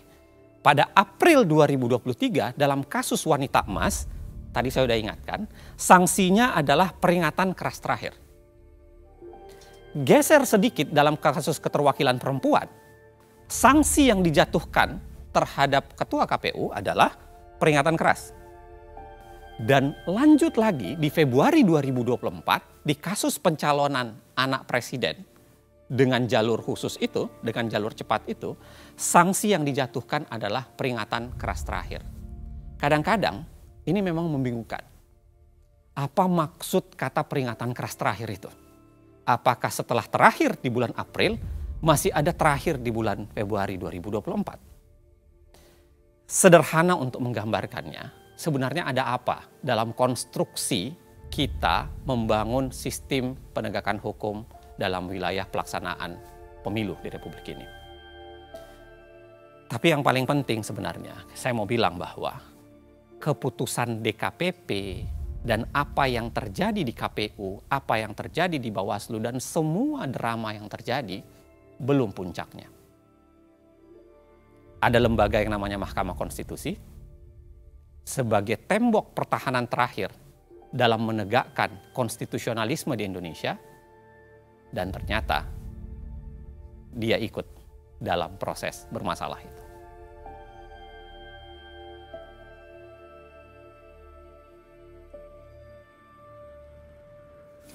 Puncak dari semua cerita tadi ada di sini, Mahkamah Konstitusi. Ada beberapa hal yang akan kita lihat bersama-sama, mengapa Mahkamah Konstitusi menjadi puncak dari cerita-cerita yang dari tadi sudah kita lihat sama-sama. Yang pertama, kita melihat ada kontradiksi di Mahkamah Konstitusi. Bayangkan sebuah pagar untuk memagari pencalonan presiden dan wakil presiden. Di satu sisi, untuk syarat mencalonkan yang berupa ambang batas pencalonan presiden atau presidential threshold 31 kali, 31 ditolak oleh Mahkamah Konstitusi dengan berbagai alasan. Tapi ketika ada syarat lain yang diminta untuk diubah, tiba-tiba Mahkamah Konstitusi membuka pintu lebar-lebar hanya 1 kali permohonan. Apalagi kita harus ingat, cara untuk mengubah undang-undang melalui Mahkamah Konstitusi sebenarnya adalah cara yang dalam tanda kutip instan. Karena harusnya perubahan undang-undang dilakukan oleh pembentuk undang-undang sesuai pasal 20 Undang-Undang Dasar 1945. Dan kita juga akan melihat adanya konflik kepentingan. Jangan lupa kita juga nanti akan melihat bagaimana pendapat hukum 9 hakim konstitusi yang akan sangat menarik untuk kita gali. Yang kelima, semua permohonan yang diajukan untuk persoalan yang sama ditolak kecuali 1 dan sangat spesifik. Yang keenam, putusan itu juga langsung berlaku. Tidak ditunda sampai pemilu berikutnya ataupun tidak ditunda sampai beberapa tahun tapi langsung berlaku saat itu juga. Yang ketujuh, permohonan ini sebenarnya sempat dicabut, kemudian didaftarkan kembali di hari libur.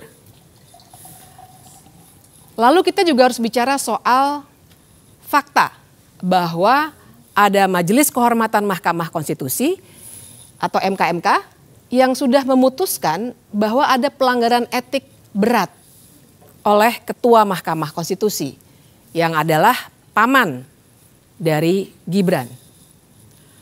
Namun putusan MKMK itu karena terkait etik memang tidak langsung membatalkan putusan. Putusan 90 tetap berlaku. Perlu ada catatan juga bahwa Ketua Majelis Kehormatan MK itu ternyata punya potensi benturan kepentingan. Perlu saya jelaskan di sini bahwa menantu dari Ketua MKMK sekarang tengah mencalonkan sebagai anggota legislatif dari partai dalam koalisi yang mengusung Gibran. Dan anak dari Ketua MKMK itu juga pengurus di partai tersebut. Kemudian kita nanti akan melihat ada indikasi transaksi di balik konstitusi yang bisa terlihat dari fakta bahwa si pemohon menggugat calon wakil presiden karena wan prestasi di pengadilan perdata. Dan yang terakhir, Ketua MK yang tadi sudah diberikan sanksi etik untuk diberhentikan sebagai Ketua MK, ternyata malah menggugat ke Pengadilan Tata Usaha Negara supaya jabatan Ketua MK dikembalikan kepada dirinya. Tapi memang pada hari itu kami bertiga punya pengalaman yang berbeda-beda. Silakan Mas Uceng, Uda Ferry, bagaimana pengalaman pada hari itu yang bisa menggambarkan semua 11 yang tadi saya jelaskan sehingga sebenarnya sebuah media massa nasional mengatakan bahwa Gibran adalah anak haram konstitusi. Ya, kami ingin memulai dengan argumentasi bahwa setiap peristiwa bahkan kejahatan bisa dibongkar dengan mengungkap siklus waktu. 9 Maret, Partai Solidaritas Indonesia mengajukan permohonan pengujian Undang-Undang Pemilu, tepatnya pasal 169 huruf Q yang mengatur soal batas usia calon presiden dan calon wakil presiden. Ketentuannya menghendaki hanya orang yang sudah berusia 40 tahun yang dapat mengajukan diri sebagai calon presiden atau calon wakil presiden. PSI menginginkan diatur hanya orang yang telah berusia 35 tahun dapat mengajukan diri sebagai calon. Yang menarik dari PSI adalah ketika permohonan ini berjalan, komposisi ketua atau pimpinan PSI dirombak. Gibran yang merupakan kakak dari Kaisang yang semula diajukan sebagai calon presiden oleh PSI mengganti ketuanya menjadi adik Gibran, yaitu Kaisang. Lalu harus diingat bahwa Ketua Mahkamah Konstitusi adalah paman dari Gibran dan Kaisang. Juga sangat penting dalam perkara itu karena ini pengujian undang-undang, maka dengan sendirinya termohon dalam pengujian ini adalah pemerintah yang dipimpin oleh ayah Gibran, yaitu Presiden Joko Widodo. Ini menjadi catatan penting kalau kita bicara konflik kepentingan dalam perkara ini. Kemudian Partai Garuda mengubah permohonan yang sama topiknya dengan meminta bahwa selain berusia 40 tahun mestinya ada alternatif, yaitu berpengalaman sebagai penyelenggara negara.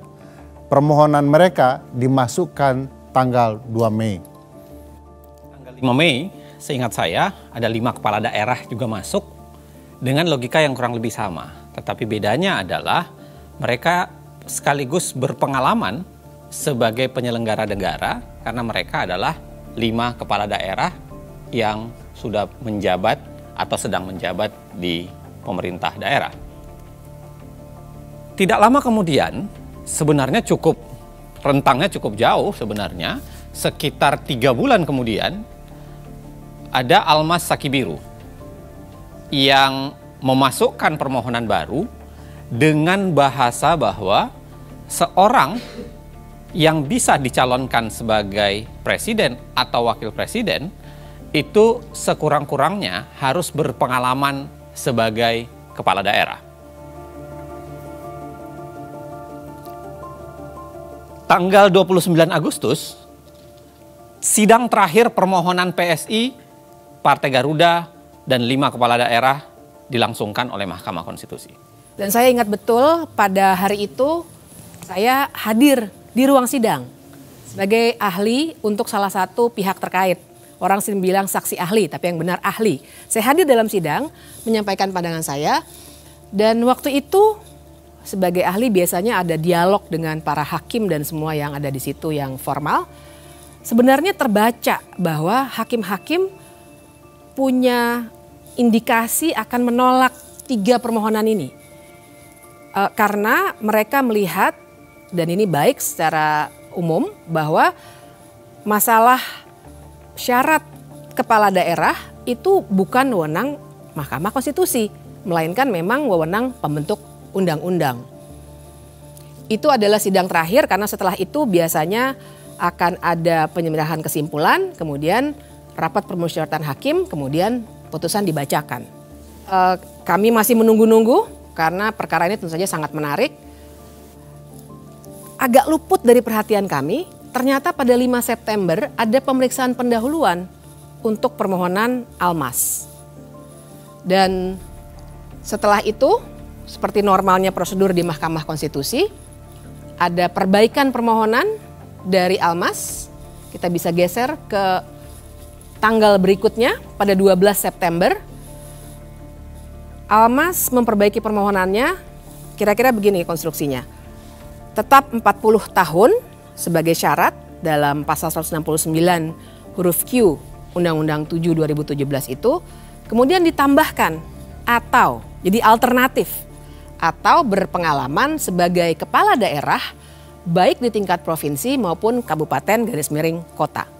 Berubah artinya ya, dari awalnya hanya kepala daerah, dia kemudian lebih menjelaskan bahwa bukan hanya kepala daerah di tingkat provinsi maupun juga kepala daerah di tingkat kabupaten kota. 19 September, kalau kita ingat, RPH pertama atau rapat permusyawaratan hakim pertama itu dilakukan untuk gelombang pertama permohonan. Gelombang pertama itu adalah PSI, lalu kemudian Partai Garuda, dan 5 kepala daerah. Dalam perkara itu, semua ditertolak. Ya. Dan luar biasanya, Anwar Usman tidak ikut RPH dengan alasan yang kemudian disebutkan bahwa dia menolak konflik kepentingan. Maju 2 hari kemudian adalah rapat permusyawaratan hakim pertama untuk permohonan Almas. Luar biasanya, kali ini Anwar Usman sudah masuk. Entah apakah dia sudah merasa konflik kepentingannya sudah tidak ada atau sakitnya sudah hilang. Tapi pada saat yang sama, Anwar Usman sudah ikut RPH di tanggal 21. Menariknya kembali, 8 hari setelah itu, di tanggal 29 September, terjadi peristiwa kunci dalam kasus ini. Almas Sakibiru, entah karena alasan apa, mencabut permohonannya. Sehari kemudian, permohonan Almas dimasukkan kembali. Padahal itu hari Sabtu, hari libur. Dan Ketua Mahkamah Konstitusi berkantor serta meminta panitera untuk masuk kerja. Biasanya kalau dicabut, bukannya dikeluarkan penetapan. Ya, itu uniknya perkara ini, sehingga disebut kunci.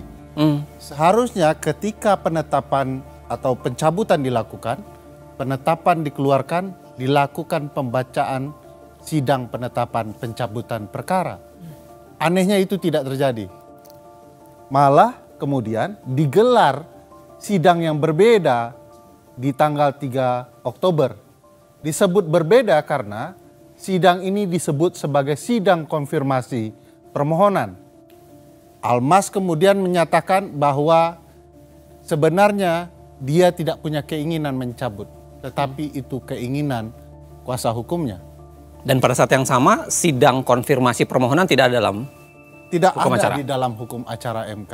Jadi ini disebut unik karena memang tidak terdapat di dalam hukum acara Mahkamah Konstitusi.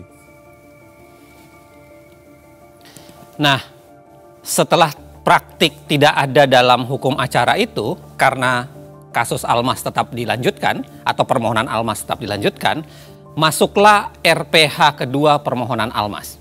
Lagi-lagi Anda masih ingat bahwa di situ Anwar Usman masih ikut di RPH. Maju 4 hari kemudian, RPH ketiga untuk permohonan Almas kembali dilakukan. Ini juga menarik, Mas Ferry dengan Mbak Bibip. Biasanya RPH berulang kali itu adalah tanda bahwa permohonan itu memang jelimet. Atau ada pertarungan perkara yang penting, atau barangkali karena memang pemohon menghadirkan sebuah logika yang canggih dan pembuktian yang luar biasa. Tapi kalau kita lihat Almas, saya tidak cukup yakin dengan itu. Karena kalau kita lihat permohonan Almas, Anda bisa bayangkan alat buktinya ada 3. Satu adalah KTP-nya Almas, yang kedua adalah fotokopi Undang-Undang 7 2017, dan yang ketiga adalah dokumen Undang-Undang Dasar. Jadi tidak ada sebenarnya logika argumentasi yang memadai untuk diperdebatkan secara hukum.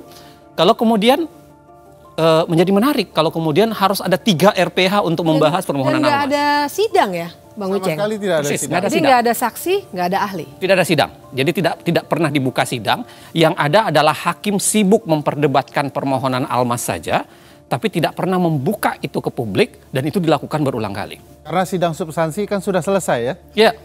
Di tanggal 29 Agustus. Persis. Nah setelah 9 Oktober nih, saya ingat sekali tuh hari itu. Saya yakin kita punya pengalaman yang beda-beda. Pada 16 Oktober 2023 itu. Tapi karena kami memang sangat terlibat dalam perkara ini, walaupun dengan aktivitas yang berbeda-beda, semua pasti pada pasang headset mendengarkan dari gadget masing-masing apa yang terjadi di ruang sidang. Jadi hari itu saya juga mendengarkan dengan tekun. Paginya perkara yang lain dulu. Kemudian pada 11.45 seperti saya duga permohonan PSI selesai dibacakan dan ditolak. Lega betul saya. 12.29 perkara kedua yang dimohonkan oleh Partai Garuda ditolak juga. Tambah lega saya. Kemudian yang ketiga 12.49 perkara ketiga selesai dibacakan juga ditolak. Ya. Kegembiraan Mbak Bibip soal kelegaan itu juga hinggap di diri saya. Karena selesai istirahat, saya makan siang, bahagia, demokrasi Indonesia terselamatkan, saking bahagianya tertidur. Nah, di sini momen krusial yang dikerjain oleh MK itu.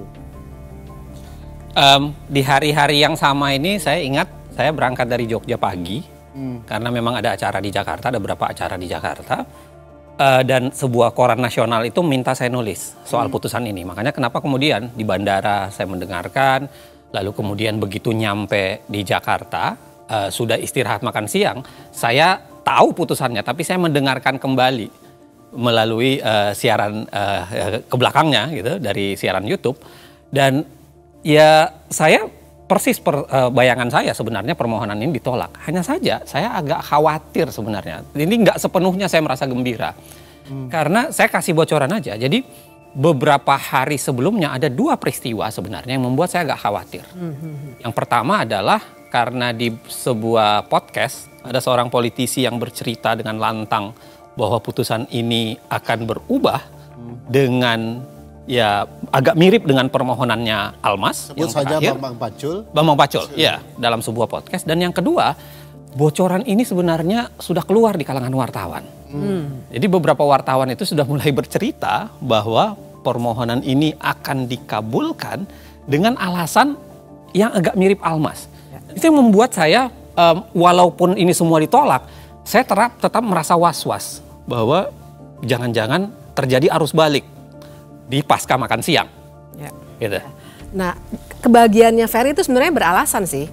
Karena kan memang kita nih yang biasa mengamati, menganalisis putusan-putusan MK, paham bahwa biasanya kecenderungannya kalau ada satu perkara yang objeknya sama, kecenderungannya akan sama karena satu blok begitu ya. Nah, tapi waktu itu saya ingat betul di jadwal sidang memang tertera hari itu akan diputus banyak putusan, tidak hanya 3. Nah, jadi waktu siang itu Ferry lagi tidur, ada tuh wartawan yang nanya, "Mbak, komentar dong mengenai putusan yang sudah keluar nih, bagus-bagus ya Mbak ya?" Nah, saya tahu ada beberapa guru besar yang sudah berkomentar membahagiakan, tapi saya bilang sama wartawan itu, nanti deh, saya merasa ada sesuatu yang akan berbeda setelah makan siang. Saya hanya mau diwawancara setelah semua putusan hari ini dibacakan. Ferry masih tidur ya? Terjadilah, masih tidur. Karena logikanya kan memang putusan yang sama materinya. Kalau ini sudah ditolak, runtutannya kalau tidak ditolak ya anggap tidak dapat diterima. Basis penolakannya apa nih? Seingat saya kan basis penolakannya adalah beda-beda ya. Ya, tapi pada dasarnya mereka mengatakan bahwa ini adalah open legal policy. Ya kan, satu tuh. Terhadap permohonan Garuda dan 5 kepala daerah ditolaknya, salah satu alasannya mengatakan karena penyelenggara negara itu terlalu luas. Ya kan, tidak ada sambungannya untuk kemudian mengatakan semua penyelenggara negara bisa diterima untuk menjadi presiden. Penyelenggara negara appointed officials juga termasuk yang ditunjuk, bukan hanya yang dipilih kan. Bukan hanya dipilih. Nah, ada juga seingat saya Pak Suhartoyo konsisten untuk kemudian menolak semua jenis dengan alasan bahwa ini harusnya NO. Need on Pantelic Verklar, tidak dapat diterima karena seharusnya bukan perkara di Mahkamah Konstitusi atau seharusnya ini bagian dari open legal policy. Nah, ada satu yang menarik karena ada nama Guntur Hamzah. Karena di 3 permohonan ini Guntur Hamzah itu secara konsisten menerima semua permohonan. Jadi dia mengabulkan permohonan PSI, mengabulkan permohonan Garuda, bahkan mengabulkan juga permohonan 5 kepala daerah. Nah, jadi istirahat makan, siang-siang itu kami semua di tempat masing-masing juga makan. Setelah selesai, saya di suatu acara nih. Masih mendengarkan terus walaupun sebenarnya acara diskusi. Tapi saya ingat betul teman-teman yang dalam satu acara bilang ke saya, "Mbak Bibip kok mukanya berubah?" Karena ternyata jam 15.27 putusan Almas selesai dibacakan dan dikabulkan. Ternyata sekarang orang yang jabatannya masih menjadi wali kota walaupun hanya 2 tahun bisa menjadi calon wakil presiden. Padahal masa jabatan itu harusnya 2,5 tahun ya. Betul. Jadi sebabnya muncul kata sedang itu ya. Ya, jadi di sini sebenarnya yang menarik. Karena ternyata kita tadi sudah lihat sama-sama permohonan Almas sebenarnya bunyinya lihat di 12 September tuh. Berpengalaman sebagai kepala daerah baik di tingkat provinsi maupun kabupaten kota. Tapi ternyata waktu dikabulkan, amar putusannya berubah menjadi pernah garis miring sedang menduduki jabatan yang dipilih melalui pemilu. Ini pun sebenarnya agak aneh ya, kalau dilihat dari praktik Mahkamah Konstitusi harusnya dia sedikit banyak agak terikat dengan permohonan. Tapi ketika dia berbeda dari permohonan, itu kan secara teori ketatanegaraan biasa perdebatannya banyak. Misalnya soal ultra petita dan lain-lain sebagainya. Tapi saya kira apapun itu, ya berapa hari kemudian Gibran mendaftar. Tapi saya kan masih tidur itu ya. Jadi tiba-tiba ada senior. Oh iya, dibanguninnya gimana tuh? Dibangunin oleh senior dikatakan Gibran diperbolehkan mencalon. Saya sedikit marah dan sampai mengatakan saya gugat Anda nanti. Karena Anda mengganggu mimpi saya soal betapa indahnya demokrasi di Indonesia. Sekarang setelah terbangun, rasa-rasanya demokrasi jadi kian buruk. Tak lama kemudian, 25 Oktober, pasangan Prabowo Gibran mendaftar ke KPU.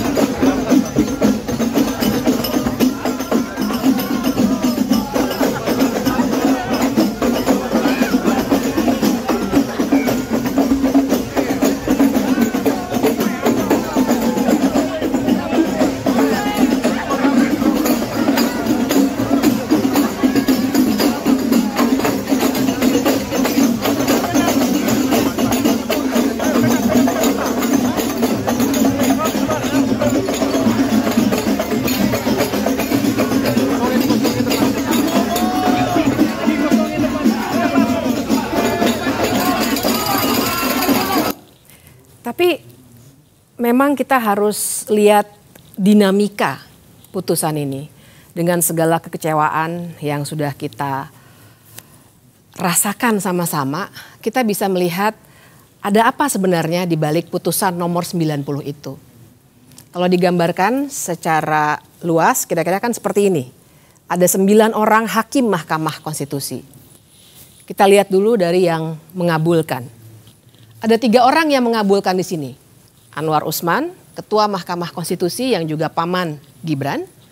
Guntur Hamzah, yang tadi sudah diceritakan konsistensinya. Kemudian yang ketiga ada Manahan Sitompul. Kemudian di ujungnya, karena dia sangat bertolak belakang, ada 4 orang yang menolak atau sering kita kenal dengan memberikan dissenting opinion atau pendapat berbeda. Ada Saldi Isra, ada Arief Hidayat, ada Wahidudin Adams, dan ada Soehartoyo. Dan mengabulkan di sini sebenarnya maknanya adalah jadinya Gibran yang masih menduduki jabatan sebagai wali kota menjadi berhak untuk dicalonkan sebagai calon wakil presiden. Sedangkan yang menyatakan pendapat berbeda pada intinya bilang ini seharusnya ditolak karena memang bukan kewenangan dari Mahkamah Konstitusi seperti yang tadi sudah kita diskusikan. Tapi jangan lupa, Kim MK, berarti 4 dissenting ini adalah konsisten dengan posisi di permohonan PSI, Garuda dan 5 kepala daerah. Betul. Mereka sama-sama mereka menolak semua kan dengan alasan yang sama dan mereka konsisten dengan menolak sehingga dimasukkan di dissenting itu. Iya, mereka sebenarnya konsisten, tapi tersisa 2 nih, dan ini yang menarik. Karena yang 2 ada di tengah-tengah, yaitu Eni Nurbaningsih dan Daniel Yusmik. Mereka menyampaikan pendapat yang sering kita namakan concurring opinion. Secara teoretik itu artinya pendapatnya mereka memberikan alasan yang berbeda walaupun kesimpulannya sama dengan mayoritas putusan. Nah, jadi dengan gambaran ini perlu saya jelaskan sedikit ngomong-ngomong bahwa perbedaannya ada di mana. Yang mengabulkan bilang bahwa semua jabatan yang dipilih melalui pemilu, termasuk di situ gubernur, wali kota, bupati, bisa mencalonkan diri sebagai calon wakil presiden. Sementara Eni Nurbaningsih dan Daniel Yusmik sebenarnya bilang nggak bisa, hanya sampai batas gubernur yang bisa mencalonkan diri sebagai calon wakil presiden dan calon presiden. Nah, dengan gambaran seperti itu kan harusnya pendapat yang sifatnya concurring itu lebih dekat kepada pendapat yang menolak. Karena mereka sebenarnya tidak setuju dengan jabatan wali kota, tidak seluas itu.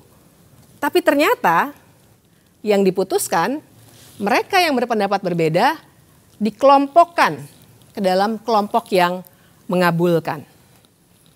Nah, di sini sebenarnya ada beberapa pertimbangan yang menarik dan saya perlu garis bawahi bahwa mereka berhenti di level gubernur.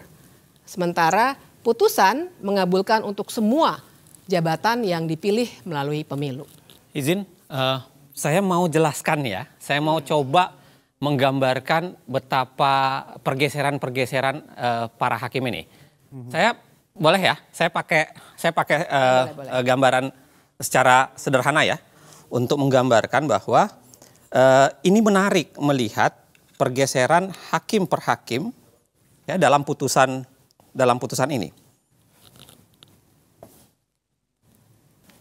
Nah, jadi gini ya, tadi kan digambarkan oleh Bibip bahwa sebenarnya ada dua keterbelahan. Ya, ada keterbelahan atau beginilah kita gambarkan bahwa terjadi perbedaan antara kita sebut aja gelombang pra makan siang sama pasca makan siang. Ya. Jadi pra makan siang adalah putusan-putusan perkara selain 3 putusan perkara para partai itu, dan pasca makan siang adalah kita spesifikkan saja ke putusan Almas. Nah, kalau kita lihat pas pra makan siang, ya sebenarnya komposisi hakim itu menarik untuk kita lihat. Kita buat satu gambaran bahwa ini adalah hakim-hakim yang langsung menolak permohonan. Ya, jadi ada 7 hakim di dalamnya. Ada Saldi Isra, ada Eni Nurbaningsi, ada Daniel Yusmik, ada Manahan Sitompul, ada Suhartoyo, ada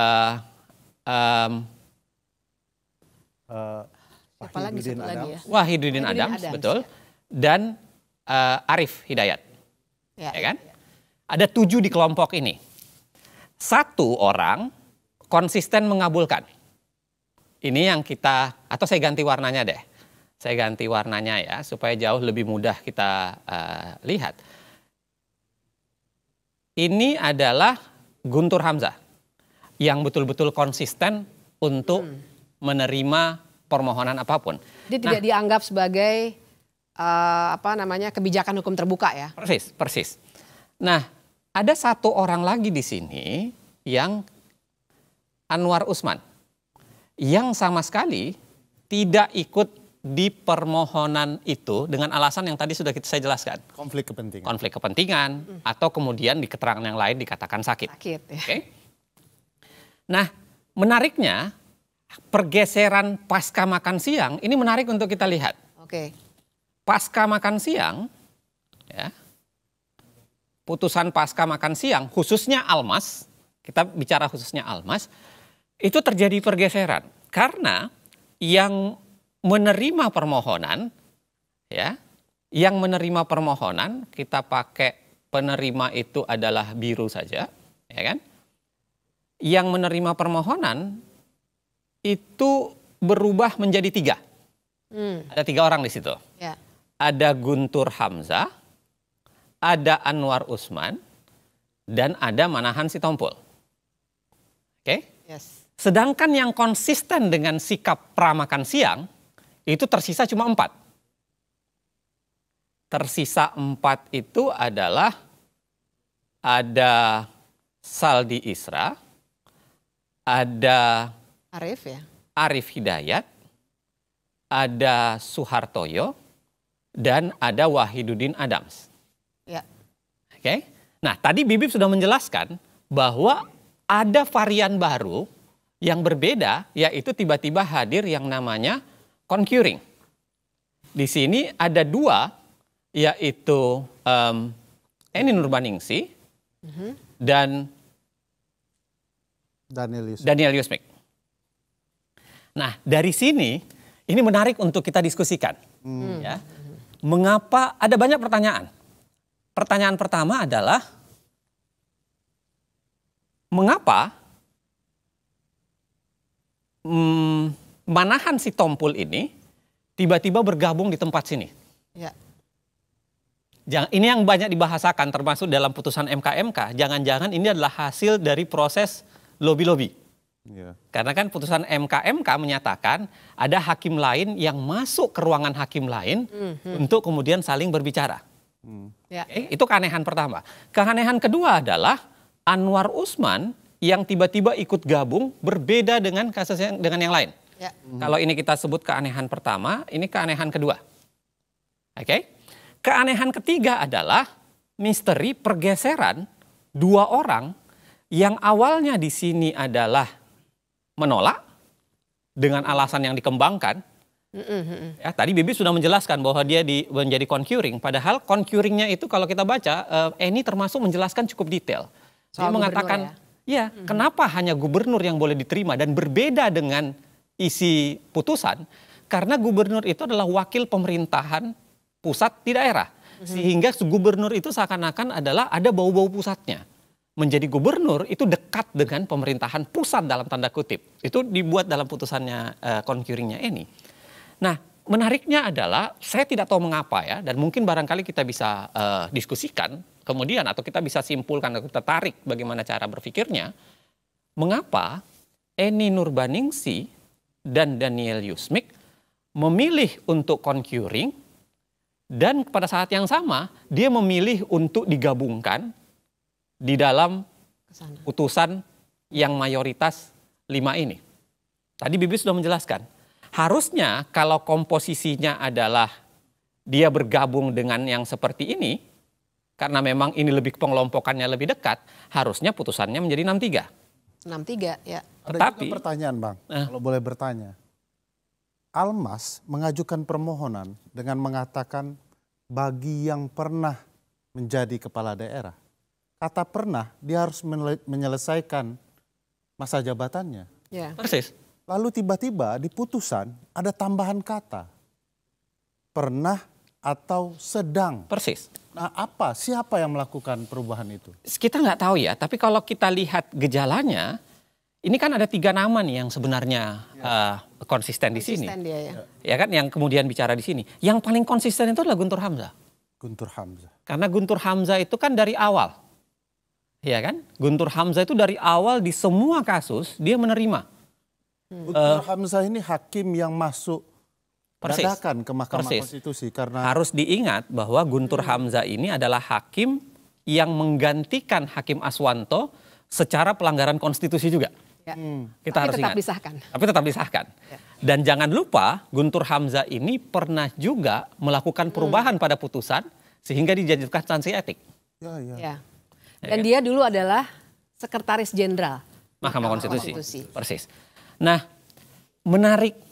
hal yang menarik lainnya adalah kalau kita baca dari dissenting opinion Saldi Isra, Arif Hidayat, Suhartoyo, dan Wahidudin Adams, kebanyakan isinya itu, walaupun ada juga bagian menganalisis perbedaan mereka dengan putusan mayoritas, tapi kebanyakan itu adalah seakan-akan dalam tanda kutip sumpah serapah. Ada kemarahan Saldi Isra yang dituliskan di situ, ada kemarahan Arif Hidayat dituliskan di situ, ada kegundahan Wahidudin Adams yang dituliskan di situ. Betul. Nah barangkali lagi-lagi itu barangkali yang bisa menjelaskan kenapa putusan ini baunya anyir. Dan saya kira itu yang saya tuliskan di sebuah media nasional, kemudian saya katakan bahwa ya putusan begini ini memperlihatkan betapa palu hakim sebenarnya patah berkeping-keping di hadapan putusan Almas.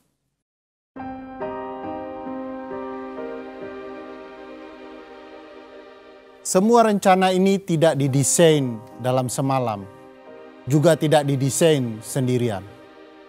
Sebagian besar rencana kecurangan yang terstruktur, sistematis, dan masif untuk mengakali pemilu ini sebenarnya disusun bersama dengan pihak-pihak lain. Mereka adalah kekuatan yang selama 10 tahun terakhir berkuasa bersama.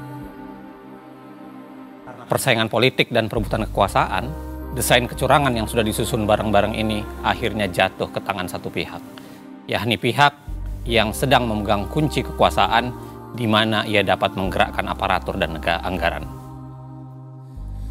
Tapi sebenarnya ini bukan rencana atau desain yang hebat-hebat amat. Skenario seperti ini dilakukan oleh rezim-rezim sebelumnya, di banyak negara, dan sepanjang sejarah. Karena itu untuk menyusun dan menjalankan skenario kotor seperti ini, tak perlu kepintaran atau kecerdasan. Yang diperlukan cuma 2, mental culas dan tahan malu.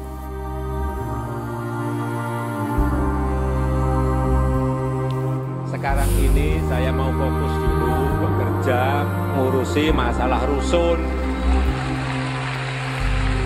masalah monorail, masalah MRT, masalah kesenjangan tadi, masalah copet tadi, masalah-masalah itulah. Jadi saya yang paling kecil kayak Kaisang dia jualan pisang goreng, kemudian yang gede Gibran itu jualan martabak. Ini yang Ayang sama suaminya mau jualan kopi, ya silakanlah. Mau terjun ke politik juga silakan, nggak tahu saya. Tanyakan aja ke anaknya langsung.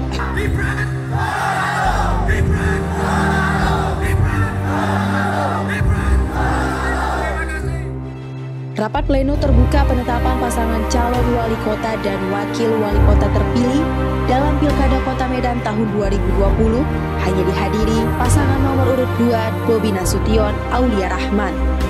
Buat Pak Prabowo dan Mas Gibran,